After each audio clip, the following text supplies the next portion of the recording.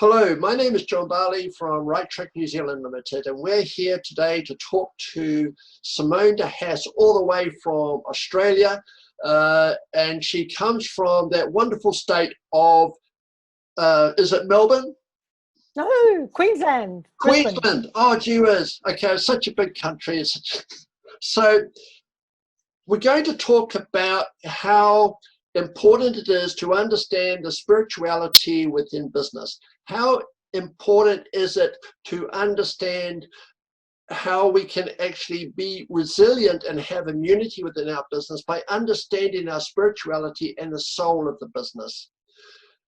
I've got in front of me some wonderful things about Simone, and I'm just going to read through them with you, because there's so much to take in. And Simone's just going to sit there and listen and smile and you'd say, oh, did I do all of that? So here we go.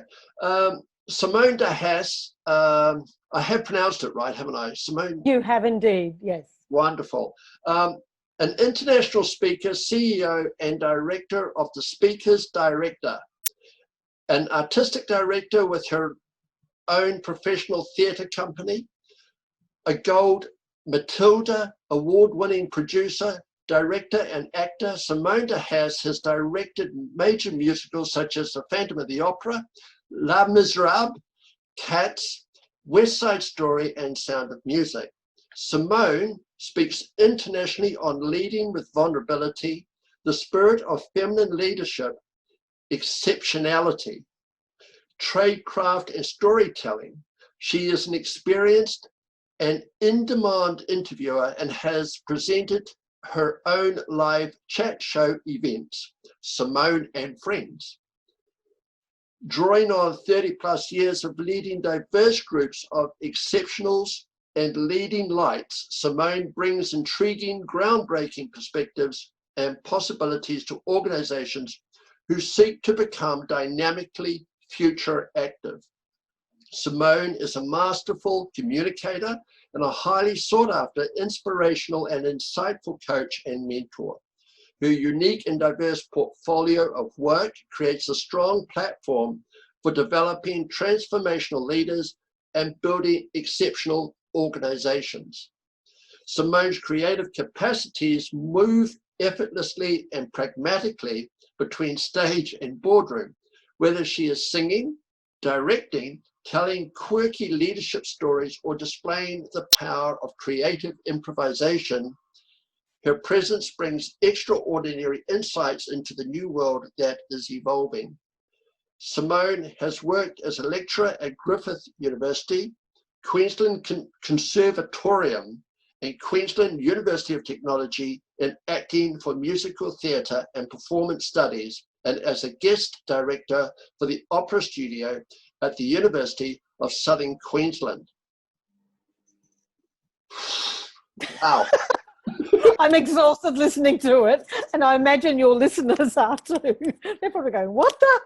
Oh, yes. So the question is, why have I asked Simone to talk to us about having immunity within business and resilience? And why is it that we should be so conscious of our spirituality and soul and vulnerability within business today with COVID-19? So, Simone, with that wonderful introduction, I'm really, really amazed. And I'm actually quite amazed that I could actually read some of those words, because they're quite long for me. So,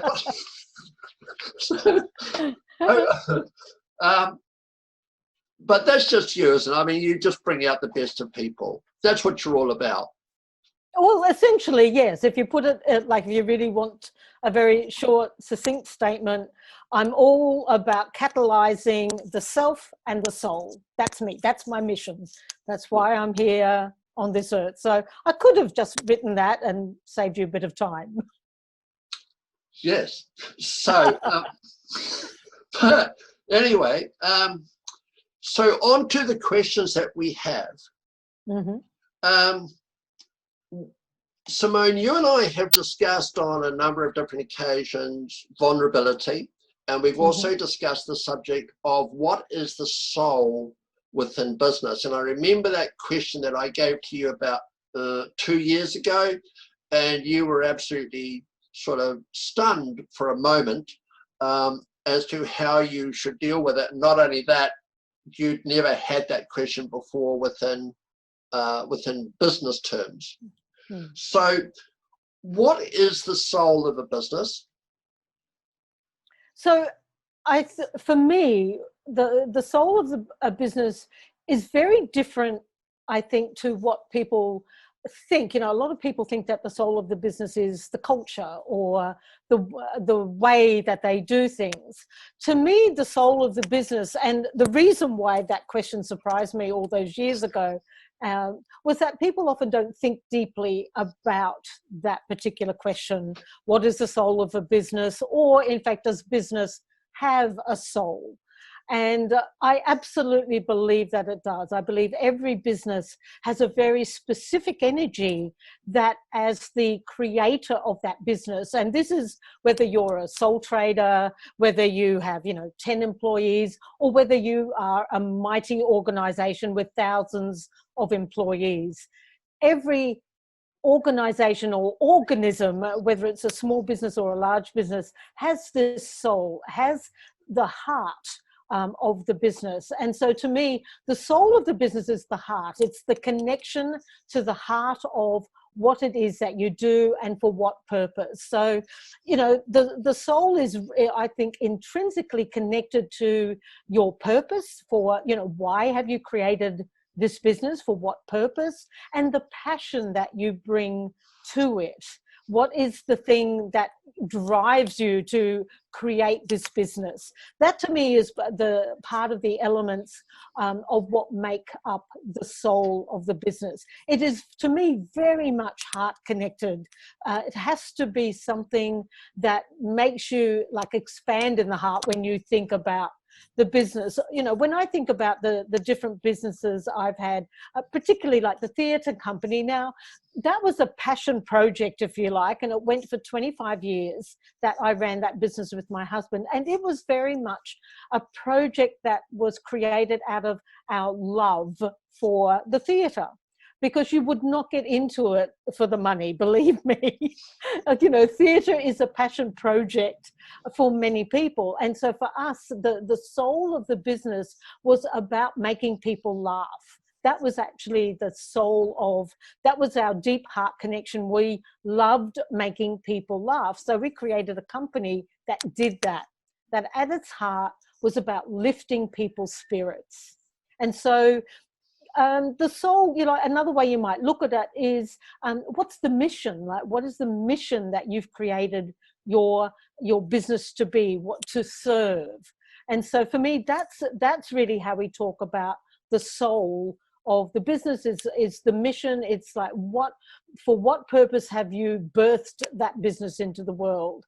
And that heart connection is how you can help other people to tap into the soul of the business, I think, as well. I did warn you that we're going to ad-lib, and I'm going to ad-lib right now. Absolutely. I'm very comfortable with that. Okay. I've just been talking to another business owner, and she owns a cafe, and she's from the Philippines. And we were talking about hospitality. She's part of the hospitality industry.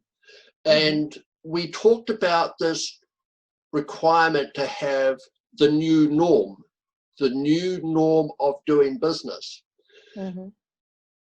But what you were saying earlier actually hit right on the button by saying, in reality, if you have and know, understand, connect with, feel the soul of the business, you don't have to find a new norm, because your new normal is your normal.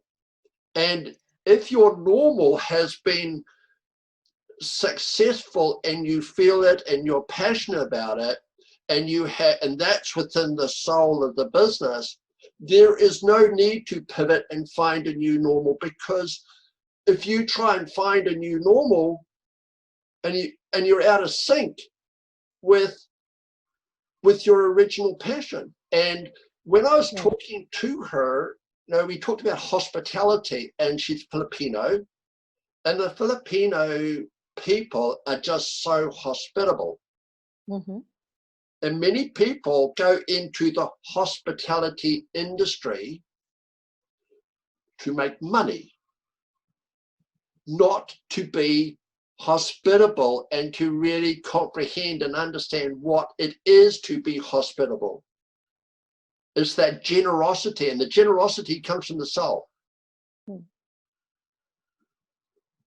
Add to that, Simone, please. Okay, right.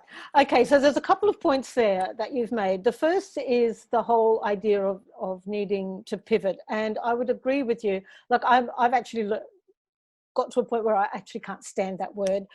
So many people are using it, and I understand how they're using it and why people are using it. So the first thing I want to talk to is that idea of, if your passion has always been to be of service through hospitality, that's never going to change. What I think people are forgetting, and what you've just brought up, is that the new normal, in fact, is only around the pragmatics. It's around the practical aspects of the delivery. It's not actually the core of the business. It's not the soul of the business. That stays the same. Just like our own soul, we come here onto this earth with a very distinct soul purpose. So that purpose doesn't change. So for instance, if my sole purpose for being on this earth is to catalyze the concept of self and soul for humanity, so to help people find their voice, that's why I'm here. The way in which I do it will change because of external influences, because of the way in which the world finds itself at the moment, with all of the shifts and changes, and yes, the pivots. But my core purpose, my sole purpose for being here, doesn't change. The way in which I deliver it may, because I need to adapt. I need to change. As you've mentioned, resilience. For part of my career, I've done it through the lens of theatre. Other parts of my career, I've done it through the lens of the corporate organisation, and now I do it as an entrepreneur.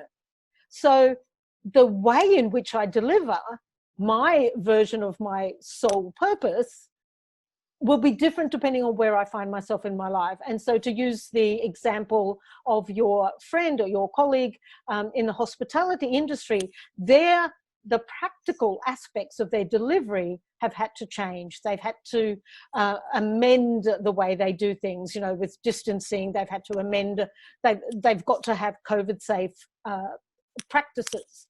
But their sole purpose, their connection to why they love hospitality so much and why they're continuing to be in that field, because they're driven to be generous in spirit. They're driven to give people an experience that transcends everything else, that transcends those practical aspects and those practical deliverables of what's required through COVID. But what they're able to do is to transcend that. So if they're still really connected to the soul of the business, which is to deliver an experience for people that goes beyond the practical, then they're still really connected to the sole purpose of their business. And I think that that's what people are forgetting. And I think you've also, alluded to that many people are going, well, what's the new normal? Well, the new normal is to be even more of who you are. That to me is the new normal, is that we are recognizing that when we bring all of ourselves to the party, when we are no longer willing to stand by and see injustice, when we're no longer willing to let other people suffer so that we can rise, when we're willing to see everyone as equal, that's the kind of new normal I think that we are stepping into. The other, the shifts and the changes and the pivoting, are just the practicalities of dealing with the pandemic. I hope that makes it clearer in terms of like how you can separate those both out. I think you've done exceedingly well, but I think it also raises that issue that we spoke about last year, and I went on that course about vulnerability and exposure, and it's the necessity of businesses to become, or business owners and their people to become authentic. But in being authentic, it's actually and that drive to be authentic and that ability to deliver being authentic is actually creating vulnerability to them. And are we used to, and can we actually deliver with courage that level of authenticity? And I even have an issue with authenticity these days, because I think authenticity is now getting to a point where it's like the word pivot. It's almost to the point that it's being taught. It's not real, you know? And so, and I think people need to come to grips with that for their success to be able to live within that new normal. What were you thinking? Well, I think I know what you're saying around like authenticity. It's like there are different buzzwords, aren't there? Particularly when it comes to leadership and like showing the way forward for this new paradigm we find ourselves in. And authenticity, I don't think is something that is taught. It is something that is discovered. It is something that arises when we start to peel away all of the other, you know, the masks, all of the ways in which we think we need to be in the world. And I think what the pandemic is showing us is that being comfortable, getting comfortable with uncertainty is an aspect of vulnerability and authenticity, allowing ourselves to say, look, I don't have the answers. I actually don't know what the business is going to look like, particularly for organizations that are trying to take care of their people, and for companies that are saying, look, we don't know what the next month is going to look like. That's taking vulnerability to a different level. It's having CEOs having to work from home and all of the challenges that they are having to meet every single day in environments that are not necessarily conducive to leading, because they're in maybe a domestic situation, they're homeschooling their children, or that's what they've had to be doing. And so they're in environments that suddenly they're like, oh my God, people are going to see my messy house. They're going to see, look, you know, like everything is so upside down at the moment. And just being willing to say, you know what, this is not how I would normally present myself. And I'm actually going to be okay with that. I'm going to be okay with turning up to a Zoom call, not completely polished and looking, you know, schmick. Now, you know, we've both turned up to this Zoom call looking exceedingly beautiful. You know, like we've made an effort to turn up in a way that kind of, I suppose, amplifies who we are, amplifies our energy, and like, this is who I am. I'm, you know, for me, I'm a bit theatrical, so this is the way that I dress. I have a colorful background. I've got things going on left, right, and center. And yet this is who I am, and I don't make any apology for that. And I think that is something that people are beginning to recognize, that authenticity is actually about stripping away the extraneous and actually uncovering, you know. And the thing that pops into my mind, as these things do, is that wonderful quote from Shrek, where he talks about himself like an onion, you know, peeling away the layers. And Donkey says, you know, like, oh, well, you're an onion, you know, you peel away the layers and you come to the core. Yeah. And, you know, that's what I think people are discovering, is that it's okay to have these gnarly outer layers, to have, as long as we recognize that they are all part of what makes us real. And yes, authenticity, the word being authentic, it's bandied about in terms of, oh, well, you know, if you can fake that, you've got it made kind of idea. Yeah. Which is why, you know, I've always, and I'll probably digress a little here, it's one of those sayings that I've always disliked, fake it till you make it.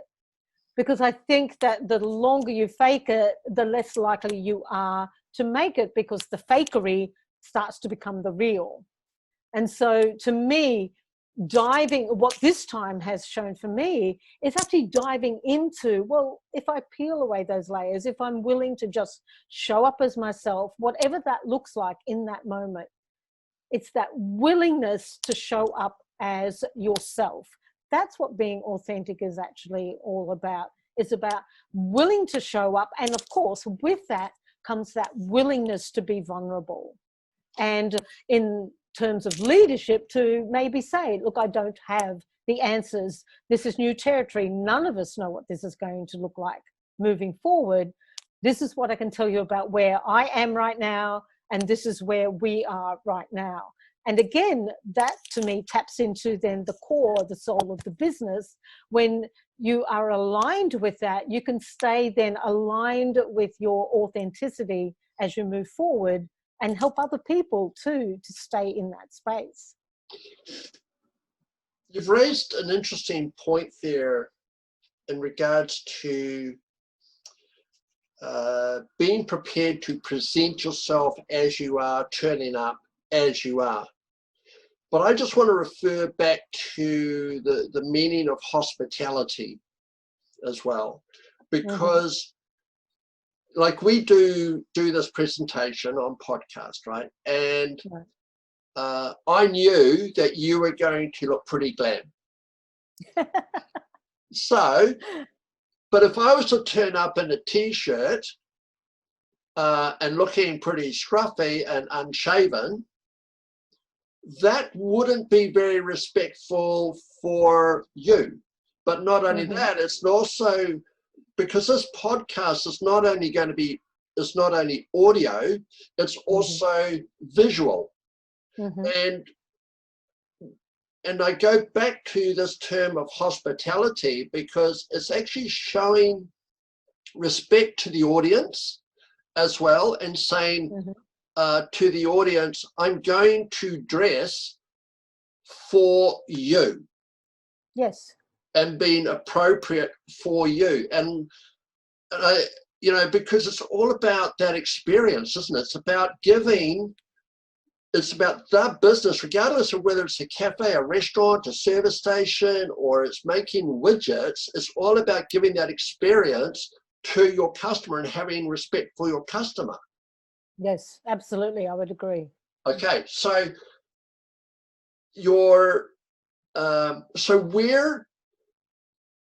how does authenticity fit into this, am I going to be bold and say, charade of looking glam in front of the cameras? Where does it stop? Where does it start? Where does it stop?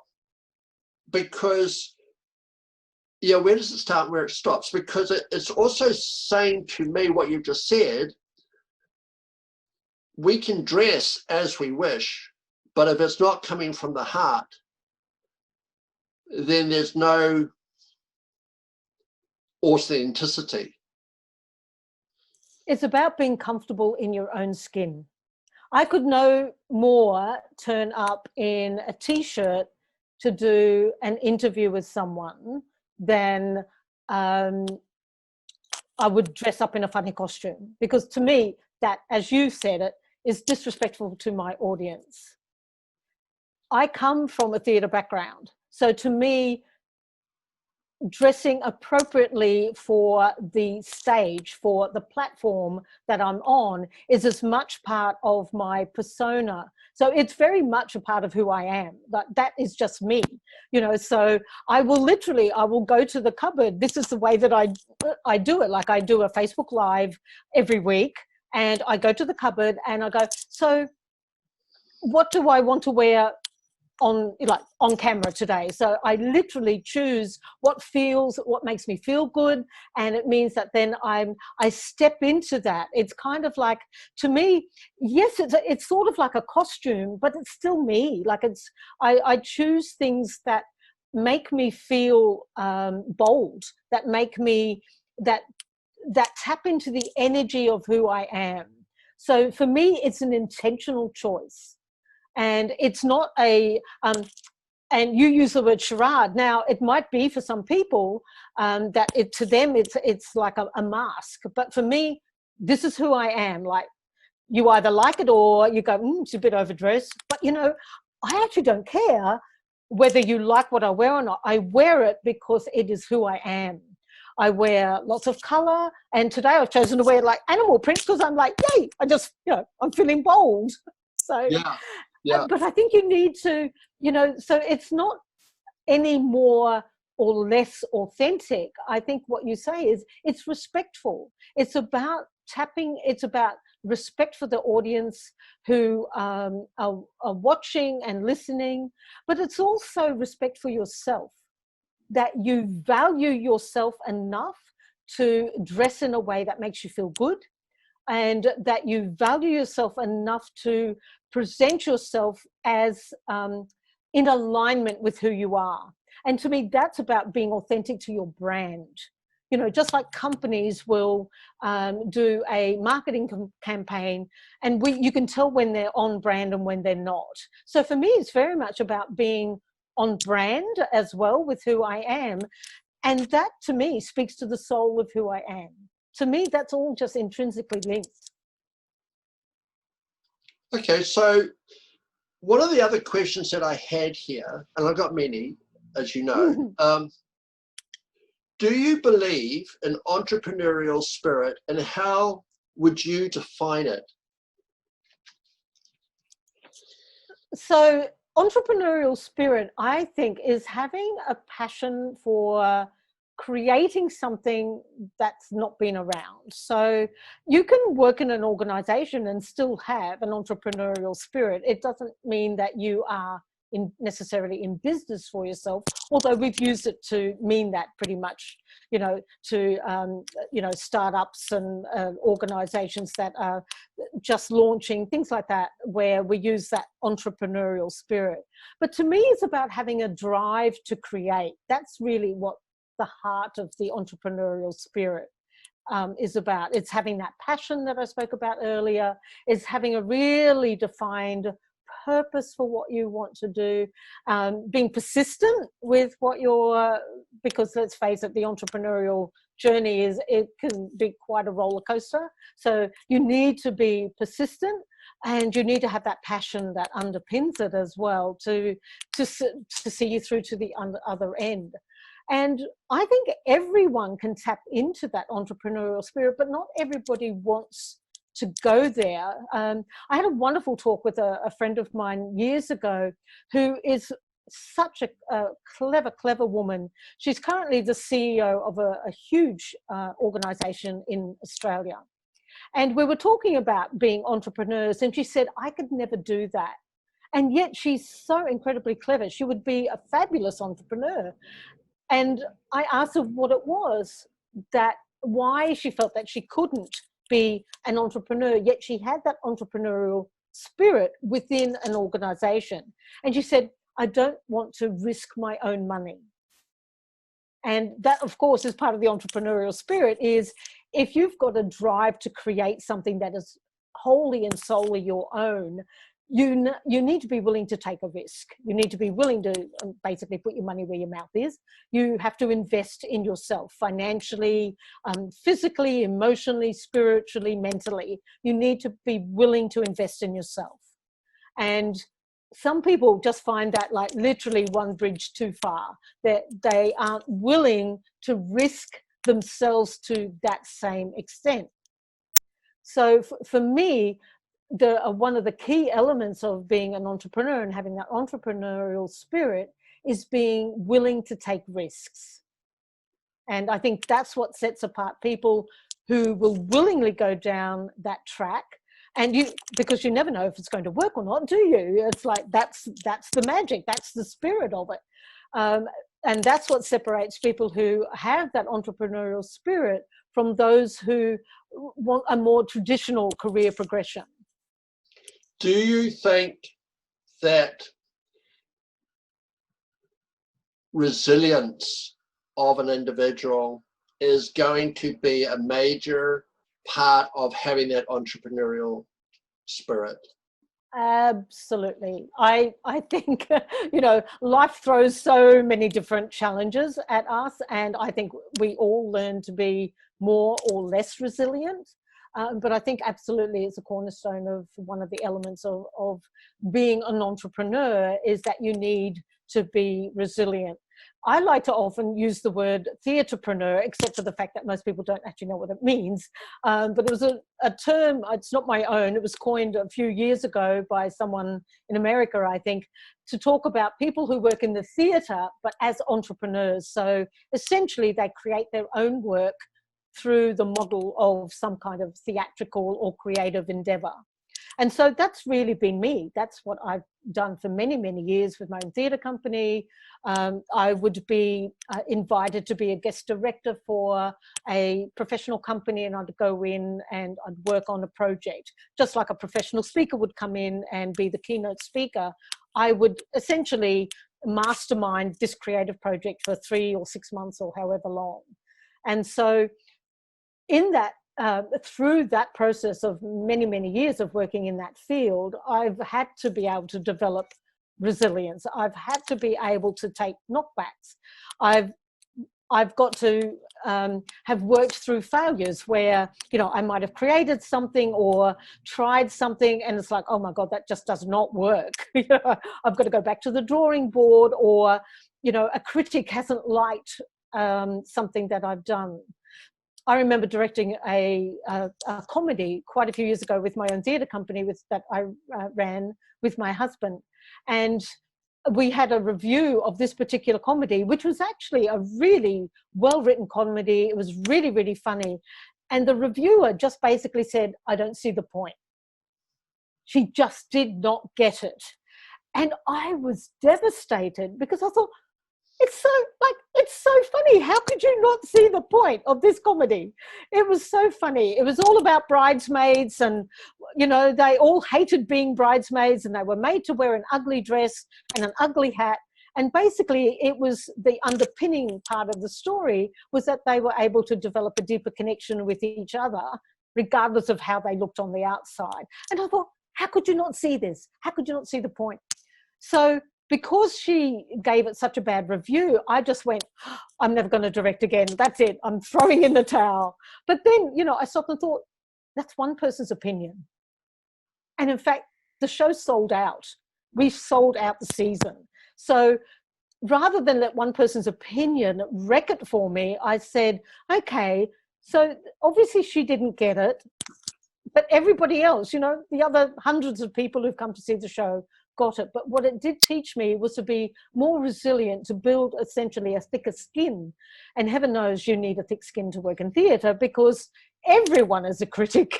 You've only got to go to a movie and everyone, someone goes, oh, I love the movie. Someone else says, I absolutely hated it. You've got such diverse points of view about theatrical and creative endeavors. So certainly as an entrepreneur, you need to develop a thick skin, because not everybody's going to love what you do. And, you're not going to be for everyone. And I've had situations where I've worked in organizations, in HR, for instance, where they just thought me a bit kind of like, oh, a little too theatrical. I really never quite fitted in, but I was there to actually work on their culture. And so some people loved it and other people kind of went, oh, she's a little bit, over the top.